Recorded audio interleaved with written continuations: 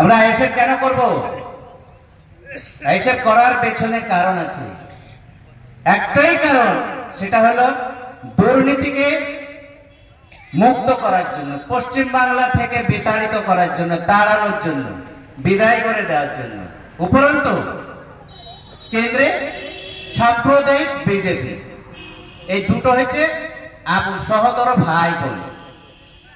এটা বলার অপেক্ষা রাখে না, সবাই জেনে নিয়েছে, বুঝে নিয়েছে, সবাই দেখতে পাচ্ছে, টিভিতে, রেডিওতে, পেপারে, সব কিছুতে দেখা যাচ্ছে যে আজ বিজেপি থেকে দল পরিবর্তন করে বিজেপি থেকে পালিয়ে গেল। কোথায় গেল? তৃণমূল। তৃণমূল থেকে বড় নেতা পালিয়ে গেল, কোথায় গেল? বিজেপিতে। তার মানে বিজেপি যাবে তৃণমূলে, তৃণমূলে যাবে বিজেপিতে। তার মানে বিজেপি আর তৃণমূল জানে যে দুটোই হচ্ছে দুর্নীতিতে পরিপূর্ণ, দুটোই দুর্নীতিতে পরিপূর্ণ, চোরে আর দুর্নীতিতে, কাটমানিতে পরিপূর্ণ হয়ে গেছে। আমাদের আন্দোলনটা এটার বিরুদ্ধে।